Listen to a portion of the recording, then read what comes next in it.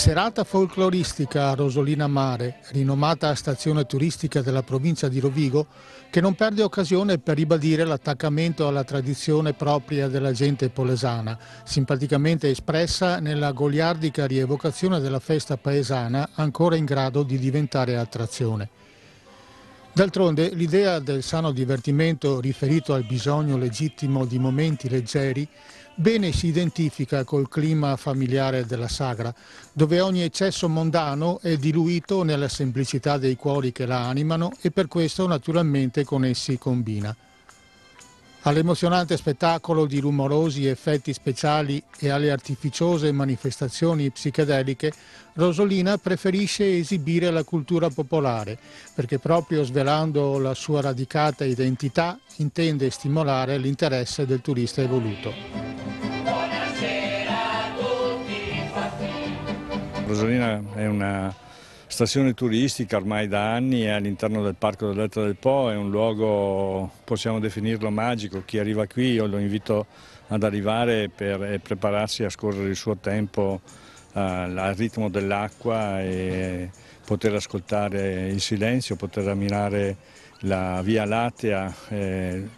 che ormai sono elementi che con il tempo e il progredire si sono persi. Qui li possiamo ritrovare tutti. Abbiamo una meravigliosa pineta in cui è possibile scorrere, passeggiare, 14 km di spiaggia,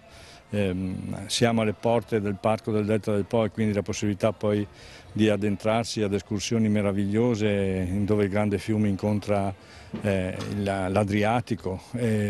Possiamo fare un tuffo sulla storia e approfondire la cultura dei Greci all'interno della città di Adria, per poi passare a San Basilio, trovare i resti romani. Quindi è un territorio il nostro che raccoglie in un palmo della mano, così lo definisco, tutta una serie di elementi importantissimi che uno può godere una vacanza unica. Invito sempre tutti quanti ad poi ritornare a casa e a continuare ad osservare la propria mano sinistra, perché io il territorio lo presento così del delta. Le 5 dita sono i 5 rami attivi del grande fiume che vanno al mare. Il delta è concavo proprio come il palmo della mano, perché è finito al di sotto del livello del mare a causa dell'estrazione del metano degli anni 50 ed è un territorio che ti coglie proprio come una mano e i loro cittadini ti sanno presentare le loro tradizioni in maniera semplice ma molto efficace e molto importante. Ovviamente dopo il 2019 abbiamo affrontato la stagione del 2020 in piena pandemia e quindi i nostri numeri di presenze turistiche e quindi l'indotto lavorativo è calato in maniera enorme, siamo andati vicino al 50% di calo. Quest'anno, avendo messo in atto tutta una serie di accorgimenti legati alla sicurezza,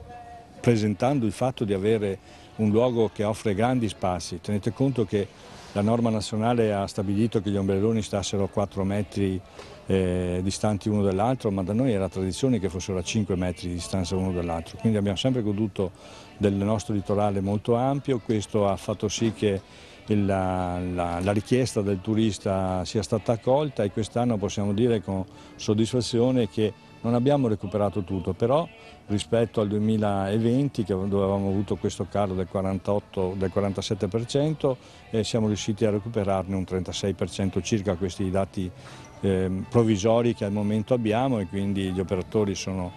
molto soddisfatti. È cambiato completamente l'esigenza del turista, si è allargata e non più concentrata nei famosi 100 giorni che vi dicevo prima. Adesso si sta andando per esempio ad essere tutto esaurito anche questa settimana e anche la prossima settimana.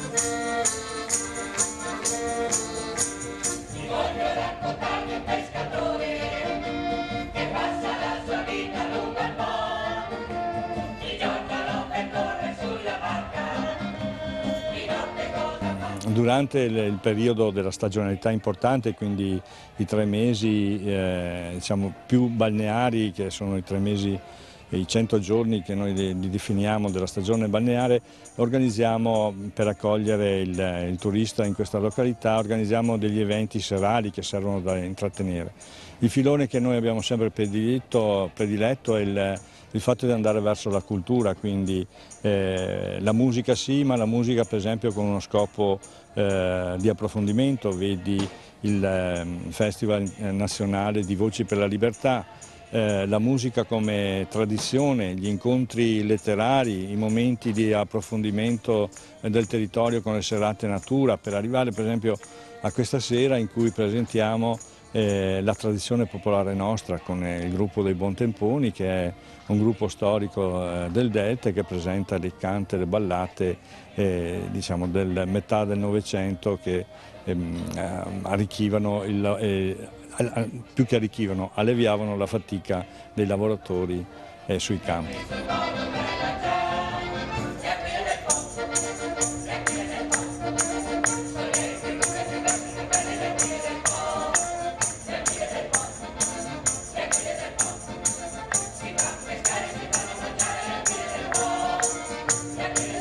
Il nostro gruppo folcloristico Bontemponi è nato nel 1965 a Bottrighe, in provincia di Rovigo, nel Parco regionale Veneto del Delta del Po. Un gruppo di amici che, appassionati del canto popolare, avevano iniziato con la Befana a girare a scopo benefico, quello che tuttora anche noi facciamo con Babbo Natale per le vie del nostro paese, il cui ricavato va in beneficenza. Poi nel corso degli anni il gruppo si è sviluppato, ha cominciato a fare la ricerca etnografica polesana, soprattutto canti e balli della nostra terra, che portiamo in spettacoli che sono varietà d'altri tempi, con siparietti umoristici e, oltre alle canzoni e le ballate. Il nostro gruppo ha all'attivo 4 incisioni discografiche, un'associazione, come dicevo, di volontariato, e abbiamo partecipato a festival nazionali e internazionali e numerose le partecipazioni a enti radiofonici e televisivi. Siamo gemellati con alcuni gruppi sparsi per l'Italia e ogni anno partecipiamo al raduno regionale del folklore di Venetnia, di cui siamo parte integrante.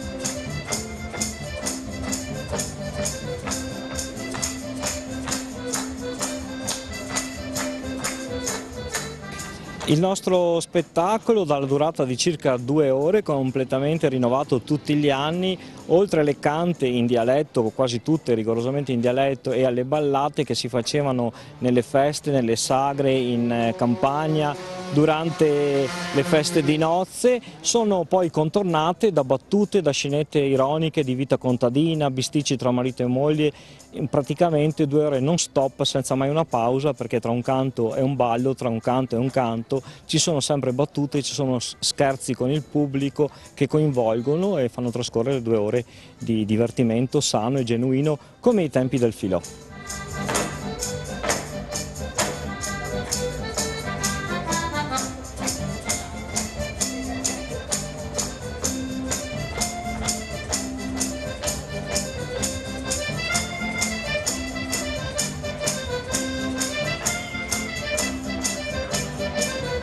Furlana Polesana, i